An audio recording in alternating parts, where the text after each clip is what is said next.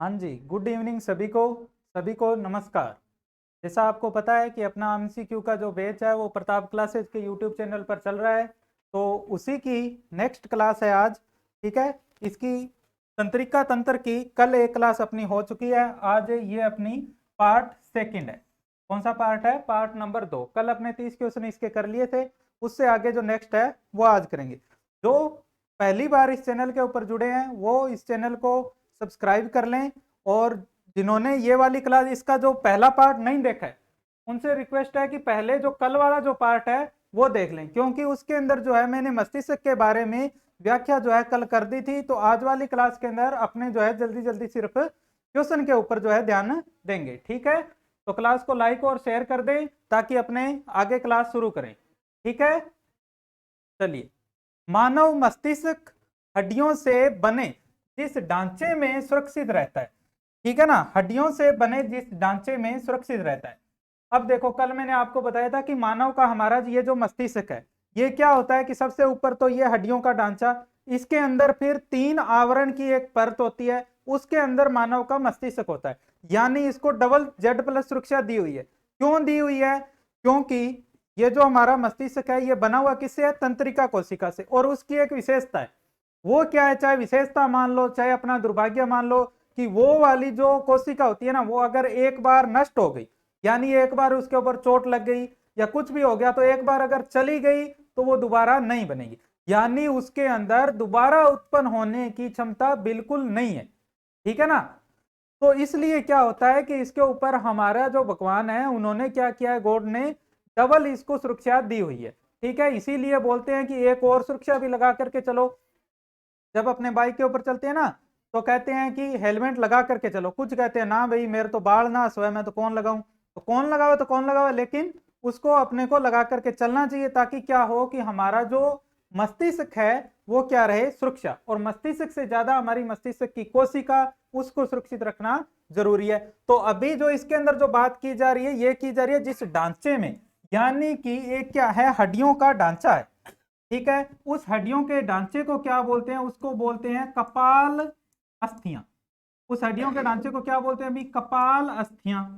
ठीक है, या फिर इसको अंग्रेजी में बोला जाता है, क्या बोला जाता है भी? क्रेनियम अस्थियां। क्या बोला जाता है? क्रेनियम अस्थियां। क्रेनियम बॉक्स की ये अस्थियां होती है, और ये होती कितनी है? एक बार ये क्वेश्चन भी पूछा हुआ है पीटीआई एग्जाम के अंदर, और पीटीआई का जो 30 तारीख को जो एग्जाम है ना, उनके लिए विशेष रूप से ये जो क्लास है वो इंपॉर्टेंट क्लास है, इसकी पीडीएफ बनाई हुई है।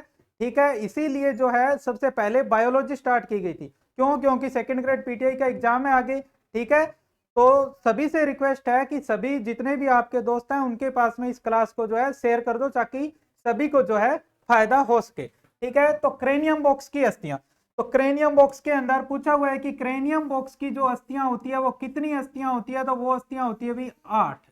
कितनी अस्थियां होती है? 8 अस्थियां होती है। कौन कौन सी होती है वो मैंने कल वाली क्लास में बता दिया है, तो कल वाली क्लास जाकर के देख लें। ठीक है, तो किसके अंदर सुरक्षित रहता है? क्रेनियम के अंदर। किसके अंदर रहेगा भाई? क्रेनियम के अंदर हमारा मस्तिष्क सुरक्षित रहता है। ऑप्शन नंबर सी इसका सही उत्तर।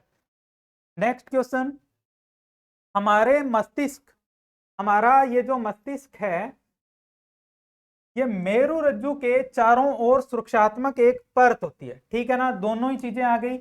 अभी मैंने आपको बताया था कि इसके अंदर 2 आवरण है, एक तो क्रेनियम बॉक्स है, उसके नीचे 3 परत का आवरण है। उस परत के आवरण को क्या कहते हैं ये इसके अंदर पूछा गया है। तो उस परत के आवरण को क्या बोलते हैं भाई? उस परत के आवरण को बोलते हैं मेनिनजेंज। क्या बोलते हैं? मेनिनजेंज उसको बोलते हैं। इसके अंदर 3 जो है झिल्लियां होती हैं, उन झिल्लियों का नाम क्या है भाई? ड्यूरामेटर।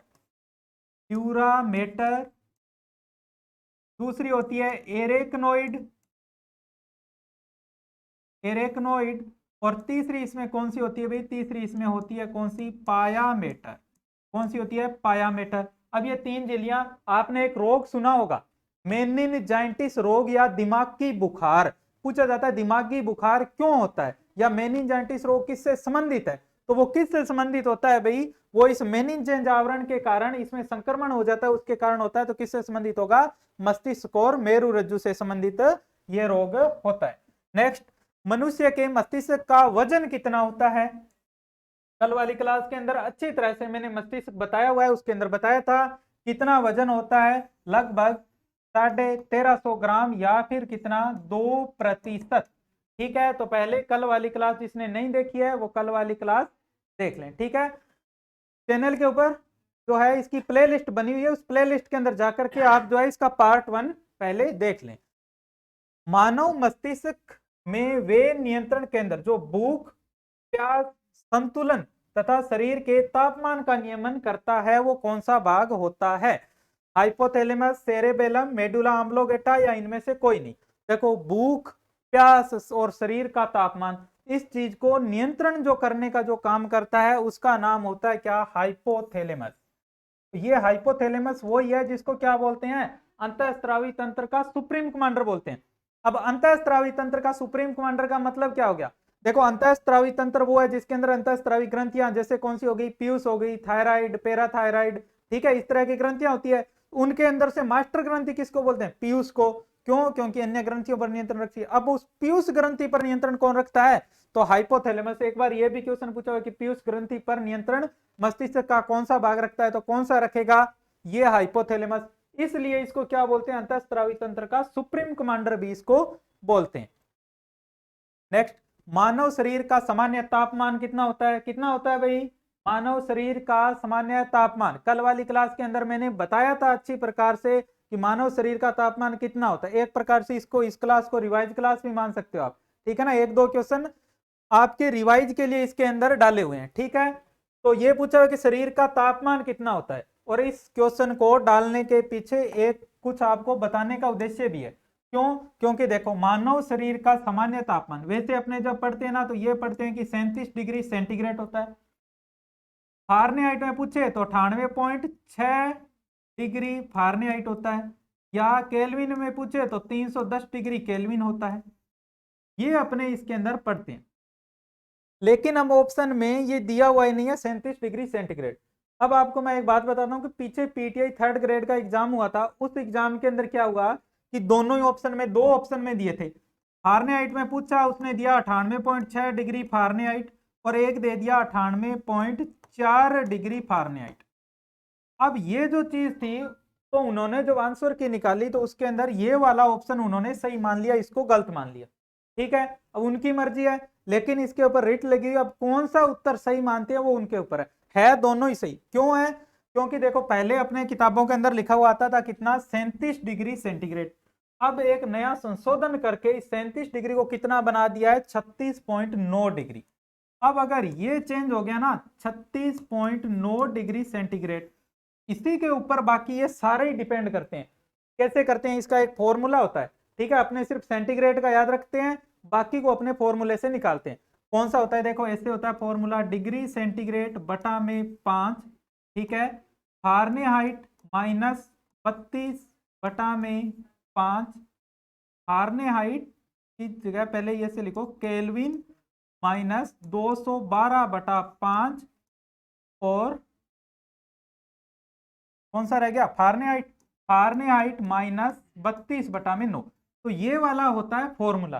ठीक है, इस फॉर्मूले के माध्यम से सभी अपने निकालते हैं। तो जब ये 36.9 लेकर के इसका उत्तर निकालेंगे ना तो कितना आता है? 98.4 डिग्री आता है। अब आगे कौन सा सही मानते हैं, तो जैसे ही कोई न्यूज आएगी इसकी वो मैं आपको बता दूंगा। ठीक है, तो यहाँ पे उत्तर कितना हो जाएगा? 36.9 डिग्री सेंटीग्रेड। नेक्स्ट क्वेश्चन, मानव मस्तिष्क का कौन सा भाग मुख्य रूप से चिंतन के लिए जिम्मेदार है? ठीक है ना, ये जितनी भी बातें होती है ना याददाश्त से संबंधित या बुद्धि से संबंधित, ठीक है ना, जैसे सोचना, विचारना, तर्क करना, बहस करना, किसी चीज को याद रखना, ठीक है ना, या फिर जो चिंतन है, ठीक है ना, अपने जो तर्क करते हैं किसी के साथ कि नहीं ऐसा नहीं, ऐसा होगा, ये होगा, वो होगा, तो वो सारी चीजें कौन नियंत्रित करता है? हमारे मस्तिष्क का सबसे एक विकसित भाग है। उस विकसित भाग को क्या बोलते हैं? परम मस्तिष्क या प्र मस्तिष्क उसको बोलते हैं। ठीक है, या फिर उसको क्या बोला जाता है? उसको बोला जाता है सेरेब्रम। क्या बोला जाता है भाई? सेरेब्रम या प्र मस्तिष्क। ये काम किसका होता है? इसका होता है। तो इनमें से कौन सा है भाई? पश्च मस्तिष्क, अनु मस्तिष्क, अग्र मस्तिष्क, मध्य मस्तिष्क। अब देखो, मैंने कौन सा बताया आपको? सेरेब्रम या परम मस्तिष्क। ये ऑप्शन में नहीं है, तो ये भाग किसका होता है? ये भाग होता है किसका? अग्र मस्तिष्क का। किसका भाग होता है? ये अग्र मस्तिष्क का भाग होता है। तो अब ये नहीं दिया हुआ तो उत्तर कौन सा हो जाएगा इसमें? अग्र मस्तिष्क हो जाएगा। ऑप्शन नंबर सी इसका सही उत्तर हो जाएगा। अगर अग्र मस्तिष्क की जगह ये सेरेब्रम होता तो ये सही हो जाता। ठीक है, यहाँ पे 2 क्वेश्चन आपके क्लियर हो गए। निम्नलिखित में से कौन सा मानव मस्तिष्क का सबसे विकसित हिस्सा है? अभी बताया है मस्तिष्क का सबसे विकसित हिस्सा जो है उसका नाम क्या होता है? तो सबसे विकसित हिस्सा होता है वो होता है अग्र मस्तिष्क का एक भाग, जिसको प्रम मस्तिष्क या प्रमस्तिष्क या क्या बोलते हैं भाई? सेरेब्रम। क्या बोलते हैं? सेरेब्रम। जितनी भी हमारी ऐच्छिक क्रियाएं, जो भी हमारी इच्छा, जैसे मैं ये हाथ हिला रहा हूं, लिख रहा हूं, कर रहा हूं, ये सारे के सारे ऐच्छिक क्रियाओं का नियंत्रण करता है प्रम मस्तिष्क। मस्तिष्क मुख्य रूप से निम्नलिखित में से किससे बना हुआ होता है? ठीक है ना, तो किससे बना हुआ होता है भाई? अभी अभी बता करके आया हूं पीछे, किससे बना हुआ होता है? उस कोशिका का नाम होता है तंत्रिका कोशिका, या फिर उसको बोलते हैं न्यूरॉन। क्या बोलते हैं भाई? न्यूरॉन। अब न्यूरॉन पर प्रश्न देखो कैसे आते हैं। एक तो न्यूरॉन पर जो क्वेश्चन आता है वो आता है कि मस्तिष्क की कोशिका कौन सी है? न्यूरॉन। ठीक है। एक क्वेश्चन आता है कि ऐसी कौन सी कोशिका है जो शरीर की सबसे लंबी कोशिका है? कौन सी है? न्यूरॉन। एक न्यूरॉन पर क्वेश्चन आता है कि ऐसी कौन सी कोशिका है जिसमें विभाजन नहीं होता, यानी पुनरुद्भवन की क्षमता न के बराबर है? कौन सी होती है भाई? न्यूरॉन होती है। या तंत्रिका तंत्र की संरचनात्मक क्रियात्मक इकाई कौन सी होती है? तो वो भी कौन सी होती है? न्यूरॉन। जितनी बातें बताई है उतनी सारी की सारी जो है आप अपने रजिस्टर के अंदर नोट कर लें। ठीक है, तो ये है न्यूरॉन। मस्तिष्क के किस हिस्से को छोटा मस्तिष्क? अब देखो 2 क्वेश्चन बनते हैं, एक तो छोटा मस्तिष्क और एक मस्तिष्क का सबसे छोटा भाग। अगर पूछ ले सबसे मस्तिष्क का सबसे छोटा भाग तो क्या करोगे? मेडुला ऑम्ब्लोगेटा करोगे। ठीक है ना, मस्तिष्क का छोटा भाग, तो छोटा भाग तो क्या करना है आपको? मेड्यूला ऑम्ब्लोगेटा करना है। मेड्यूला ऑम्ब्लोगेटा, ये तो है मस्तिष्क का सबसे छोटा भाग। ठीक है, और अगर आपसे पूछ ले छोटा मस्तिष्क कौन सा है तो आपको क्या करना है? अनुमस्तिष्क करना है। क्या करना है? उत्तर अनुमस्तिष्क। ठीक है, इसको क्या कहते हैं? इसको छोटा मस्तिष्क कहते हैं। ठीक है, और अगर आपसे पिछले छोटा भाग कौन सा है तो क्या करना है? मेडुला ऑम्ब्लोगेटा। ठीक है, दोनों बातें ध्यान रखनी है। नेक्स्ट, मानव मस्तिष्क का सबसे बड़ा भाग कौन सा है? अब छोटा भाग अभी बताया मैंने, बड़ा भाग 4 बार पहले ही बता चुका हूं। कौन सा? परम मस्तिष्क, या फिर क्या बोलते हैं भाई? सेरे ब्रह्म बोलते हैं। क्या बोलते हैं? सेरे ब्रह्म। और एक और बता देता हूं, ये जो अनु मस्तिष्क है ना, इसको क्या बोलते हैं? इसको बोलते हैं सेरेबेलम। दोनों बातें ध्यान में रखनी, ये है सेरेबेलम, लिखा हुआ देख लिया, सेरेबेलम। और इसको क्या बोलते हैं? इसको बोलते हैं सेरेब्रम। दोनों बिल्कुल अलग अलग शब्द हैं और ध्यान में रखना है। ठीक है, नेक्स्ट, रीढ़ की हड्डी मस्तिष्क के ऊपरी झिल्ली के सूजन के कारण कौन सी बीमारी हो जाती है? अभी मैंने बताया था कि हमारे मस्तिष्क की और एक 3 झिल्लियों की परत, उस परत का नाम क्या है? मेनिनजेंज। ठीक है, उस मेनिनजेंज के अंदर जब सूजन आएगी, ठीक है ना, उस मेनिनजेंज में जब सूजन आएगी तो उसको बोलते हैं मेनिनजाइटिस रोग। कौन सा रोग बोलते हैं? मेनिनजाइटिस रोग बोलते हैं। ठीक है, तो इसने पूछा है बीमारी कौन सी है। ठीक है, तो इनको ऑप्शन को सही कर लेना, ये ए है, इसको बी कर लो, इसको सी और इसको डी। ठीक है, अब बताइए क्या पूछा है कि ऊपरी झिल्ली में सूजन के कारण कौन सी बीमारी हो जाती है? क्या ल्यूकेमिया होती है? क्या ल्यूकेमिया किससे संबंधित है भाई? ये रक्त से संबंधित है। मस्तिष्क ज्वर या मेनिनजाइटिस, ये देखिए मस्तिष्क ज्वर, ज्वर का मतलब दिमागी बुखार, उसको क्या बोलते हैं? मेनिनजाइटिस। तो बिल्कुल यही बीमारी होती है। इसका ऑप्शन नंबर बी जो है ये सही हो जाएगा। कौन सा? मस्तिष्क ज्वर या मेनिनजाइटिस रोग। कल एक क्वेश्चन मैंने कराया था ईईजी, याद होगा आपको? ईईजी ये किससे संबंधित है भाई? किससे संबंधित था? ये ईईजी कराई जाती है किसकी? मस्तिष्क की। किसकी कराई जाती है? मस्तिष्क की। एक होती है ईसीजी। ईसीजी, सी का नाम होता है कार्डिया। सी से मतलब क्या? कार्डिया। और कार्डिया जहां भी शब्द आएगा वो किससे संबंधित होगा? हमारे हृदय से संबंधित होता है। किससे संबंधित होता है भाई? दिल से संबंधित होता है, ठीक है ना। किससे संबंधित होता है? हमारे दिल से, जो कहीं भी जा करके लग जाता है ना, वो ही वाला दिल, ठीक है ना। दिल कैसे करता है भाई? धक धक करता है क्या? नहीं। अब पीछे बताया था ना मैंने उस क्लास के अंदर, कैसी है ध्वनि? लब डब की साउंड होती है, जो किसके द्वारा मापी जाती है? स्टेथोस्कोप के द्वारा, ठीक है। तो पीछे की क्लासें भी ध्यान में रखनी है। 13 नंबर क्वेश्चन, मानव दिमाग के निम्न भागों में से कौन सा एक निर्गुण और उल्टी का नियमन करता है? यानी कि हमारी अनैच्छिक क्रियाएं, सीधी सी बात ध्यान में रखनी है, जो भी अनैच्छिक क्रियाएं हैं, ठीक है ना, जैसे उल्टी का आना हमारी इच्छा पर नहीं है, ठीक है ना, आएगी तो आएगी, ठीक है। हृदय का धड़कना हो गया, श्वसन हो गया, ये जो सारी चीजें हैं ये अनैच्छिक क्रियाएं, और अनैच्छिक क्रियाओं का नियमन कौन करता है भाई? मेड्यूला आम्लोगेटा करता है। सीधा अनैच्छिक क्रियाएं ध्यान में रखनी है। क्या बात ध्यान में रखोगे? अनैच्छिक क्रियाएं, कौन सी क्रियाएं ध्यान में रखनी है? अनैच्छिक क्रियाएं या अनैच्छिक कार्य, ठीक है। अनैच्छिक क्रियाएं या अनैच्छिक जो कार्य होते हैं वो कौन करता है? मेडुला आम्लोगेटा नियंत्रित करता है।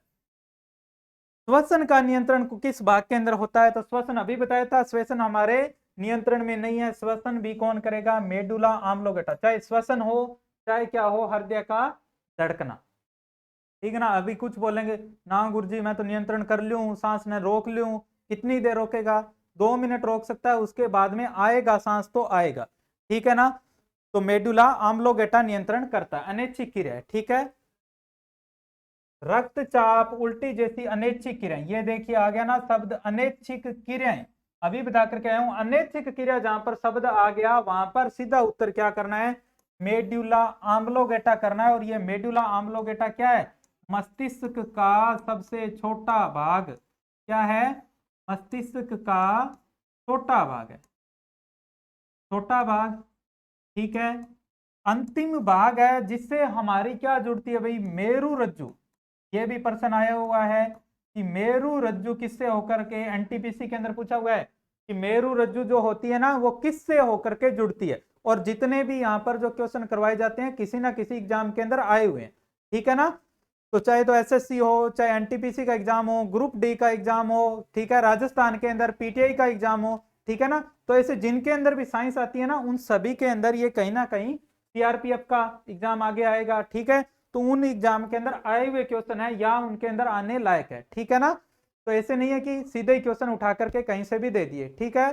तो क्लास अगर आपको अच्छी लगती है, अगर आपने यहां तक क्लास देखी है तो इसका मतलब क्लास अच्छी लग रही है, तो आप इसको फिर लाइक करने में परहेज ना करें, ठीक है। क्लास को लाइक और शेयर करते रहें। नेक्स्ट क्वेश्चन, ठीक है। तो ये हो गए अपने 15 क्वेश्चन थे इसके, ठीक है। कल वाली क्लास के अंदर अपने कितने क्वेश्चन किए थे? 30, ठीक है। तो 30 और 15 कितने हो गए? 45, ठीक है। तो लगभग अपने इस क्वेश्चन, इस ये जो टॉपिक है हमारा कौन सा? परिसंचरण तंत्र, नर्वस सिस्टम, इसके अपने कितने कर लिए? लगभग 45 क्वेश्चन कर लिए। और टाइमिंग जो नए हैं उनको मैं आपको बता देता हूं कि किस टाइम क्लास होती है। तो अपनी ये जो क्लास है ये होती है रोजाना 7 बजे शाम को। कब होती है भाई? 7 बजे शाम को जो है अपनी रोजाना ये क्लास होती है। तो रोजाना क्लास को आप देखें और साथ में लाइक और शेयर करते रहें। और जो भी नए आते हैं तो कृपया चैनल को सब्सक्राइब कर लें और बेल आइकन को जरूर दबाएं, ठीक है ना, ताकि आपको जब भी क्लास हो तो आपको नोटिफिकेशन इसका मिल जाए, ठीक है। धन्यवाद। जय हिंद, जय भारत।